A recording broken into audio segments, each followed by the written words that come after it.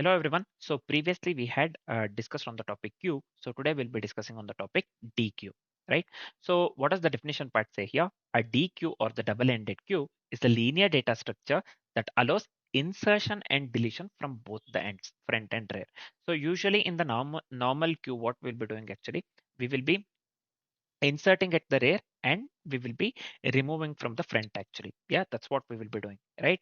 So we'll be inserting at the rear and we'll be removing from the front. But in the double-ended queue or the DQ, it's a normal this one linear data structure. Basically, what it allows insertion and deletion both at the rear and end, rear and front actually. We can just remove and we can insert and remove from the front at the front, and we can remove and insert at the rear as well. So this is kind of special, right? So yeah, this is kind of different from the basically normal queue, right? So unlike a normal queue, FIFO or stack, this one LIFO, right? Unlike a normal queue which follows the FIFO or stack which follows the LIFO, a DQ supports both behaviors, right? It supports FIFO as well as the LIFO. Yep, first in first out and last in first out. It supports both behaviors. We can add or remove elements from either side, making it very flexible for many algorithms. Yep, we can add or remove elements from the either side. We can add or remove at rear, and we can add or remove at this one front as well, right? So we can add or remove elements from either side, making it very flexible for many algorithms. Just give me a second here. So see here, this is one of the simple examples for the DQ actually, DQ data structure. See, we have elements here 5, 7, 9, 11, 13 as well as the 6. We can insert here at the front. So this is the front, right? So we can insert the element at front. If we want to insert, suppose if we want to insert 6, yeah, we can insert here, right? And we can remove the element. If suppose if we have inserted 6 here, right? So we can remove the element 6 from the front itself, right? So usually what we do, we add the element at rear, this one, and we remove from the front in the normal queue. But in the double-ended queue, the speciality is, so we can add or remove the elements from the rear and front, both actually. Yep. So we can add this one, the element 6, suppose. We can add this one at the front, and we can just remove the element from the front as well. Same goes with the rear as well. We can just add the element. Suppose consider the element 7 here, right? Suppose consider the element 7 here. We can just add the element here. We have successfully added element 7, and we can just remove as well. Yeah, I'll just give here a, nothing but add, or nothing but remove here. So I'll just make this one a, and let me make this one remove. Yeah. So this is the special quality of the double-ended queue. Yeah, just remember this one. Yeah, this is one of the very important data structures as it is entirely flexible, because we are able to add and remove at front and rear both, right? So this is one of the specialities of the double-ended queue. Yep. Let's move on with the further things. So yeah, let's consider very simple example, man, and let's try to understand the same actually. Nothing but the double-ended queue here. So I'll just go with import. So sorry, not implements. I mean import. Yep. This one, Java util. So we will be making use of the array queue actually from the utility package, right? So I'll just go with the array DQ, sorry. Yeah, array DQ, this one. Yep. And also let's import this one, Java dot util dot DQ actually. Yep. So this one. Yeah. So this is fine. Next, what we'll be doing, I'll just go with public class main. So just give me a second here. Let me go with the main method here. This one may remove, and let me make this one capital M. Yep, so this is fine. So within the main method, what we'll be doing, first let's create the DQ of integers, right? So I'll just go with DQ here. So let me go with the integer. So this is fine. Let me make this one capital I. Yep. So I'll just consider DQ here. So this one will be new array DQ. So this is fine. Yep. Next, what shall we do? Let's insert the element at the front first. We have successfully created a DQ of integers. Yeah. So this is the syntax actually. Yeah, line number 12. And now let's do one thing. Let's insert the element at the front. So we can insert and remove at both the ends, right? Front and rear. First, let's go with the front actually. Let's insert the element at the front. For that, Deque provides operation called add first. Just remember this. Deque provides an operation called add first. So I'll just go with add first here. So let me add the element 10. Yep. So this is simple. Yeah. So now DQ consists of the element 10. Now let's do one thing. Let's insert the element at the rear. To insert the element at the rear, DQ provides the this one operation called add last actually. What it provides the operation called add last. So I'll just add 20 here, right? So this is fine. So now DQ consists of, as we have added from the rear, first it will be 10, then it will be 20.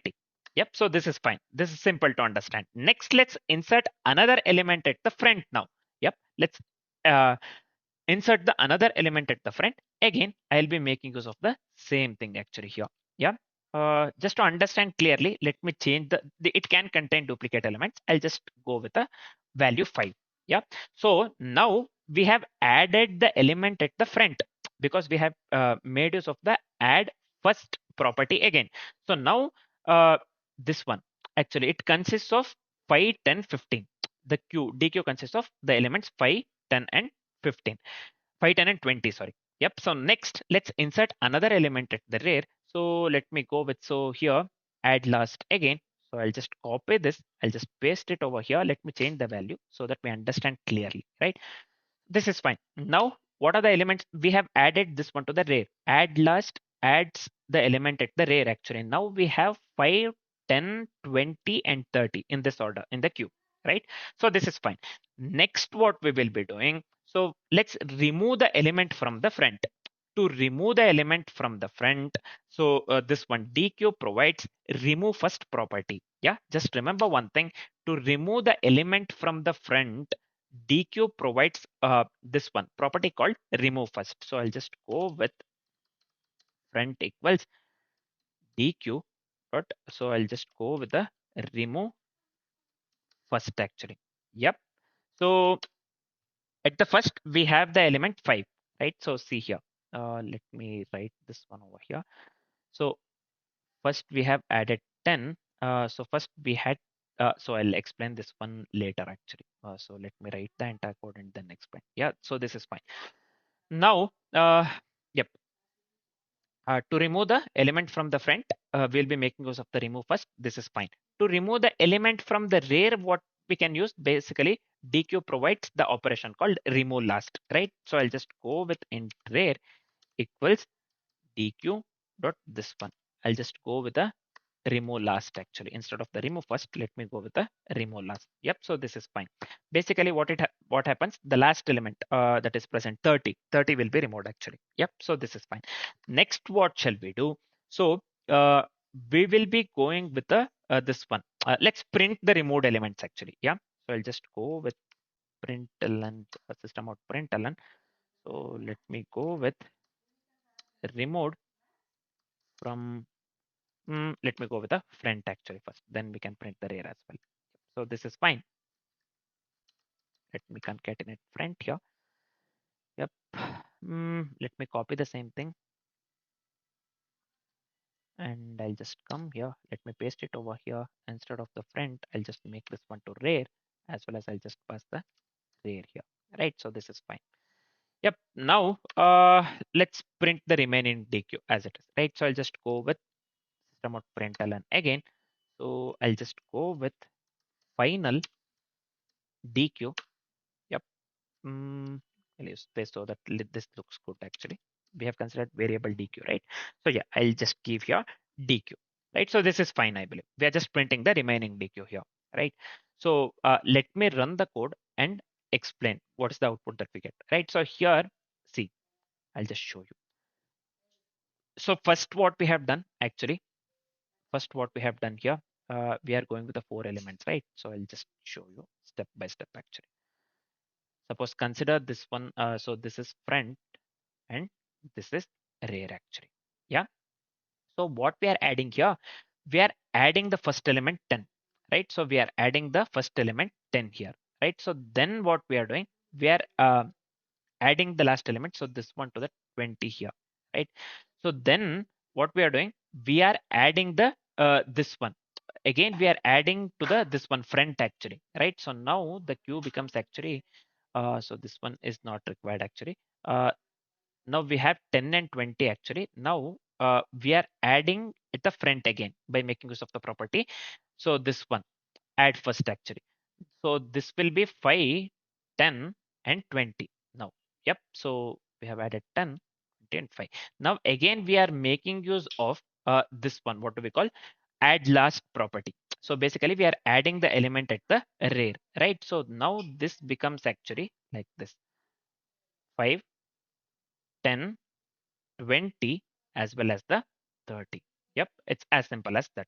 Yep, 5, 10, 10, 5, 10, 20 as well as the 30. Next, we are making use of the this one remove first, right? Remove first, what it does, so it will remove the element from the front. So remove first will remove the element from the front, and remove last will remove the element from the rear. So here, what we are doing first, basically, this is fine. We are not printing this one, right? So we have just added the element successfully. Now what we are printing, see here, remove first, what it does, again I'm telling, remove first will remove the element from the front, and remove last will remove the element from the rear actually, right? So remove from front, that's what we are printing, right? So remove from front, actually we are removing the element from the front by making use of the remove first. See what will be removed? 5 will be removed. So this will not be present now. Yep. So next, what we are doing, we are going with the remove last operation. Remove last, it will remove the element from the rear, right? It will remove the element from the rear actually. Yep. Removed from rear here. See, removed from front, removed from rear. This time removed from rear actually. Rear, at the rear, the element 30 is present. So this one will be deleted actually. This one will be deleted, or it will be removed actually. Yeah. So 30 will be removed. Removed from front 5, removed from rear 30. So what are the elements that are present in the queue now? 10 and 20. So what are the elements that are present in the queue now? 10 and 20, right? So the elements that are present in the, so finally we are printing the remaining elements here, right? So see here, final DQ plus, we are calling this one DQ, the element, this one, the variable we have used here, right? So this is fine. So the final elements that are present in the queue are 10 and 20. So that's what output that we got here. Final DQ 10 and 30. So we have got the absolute desired output, right? So we have got the correct output. So this is it for the DQ, or the double-ended queue. Yep. So now, as we are done with the DQ part, let's discuss the real-world applications, man. So first, so we will be making use of the DQ, or yeah, we will be making use of the DQ within the, or for the sliding window problems, or within the sliding window problems. Yeah. For to find the maximum or minimum in a window, we will be making use of the DQ, sliding window problems. Yeah. Uh, this is one of the thing, and we will be making use of the DQ for the undo or redo operation in the editors. Yeah, so here also we can make use of the DQ. So we can just make use of the DQ for the task scheduling, right? When I say task scheduling, so to add the urgent tasks at the front, we can just make use of the DQ. Within the task scheduling also, we will be making use of the DQ. The fourth one, to check the palindrome. Yeah, to check the palindrome, palindrome checking, basically we can make use of the DQ there as well. And mainly, so LRU cache, right? To For the LRU cache implementation, actually, for the LRU cache implementation, we can make use of the DQ, right? So we can make use of the DQ for the LRU cache implementation. Yeah. So these are some of the real world applications of the DQ, right? So just remember this one. Yep. So we are done with almost all the things. Nothing we are left with. I think we are left with only the complexity part, right? So what will be the time complexity actually? So let's consider insertion as well as the deletion, right? So the time complexity actually. I'm speaking of the time complexity.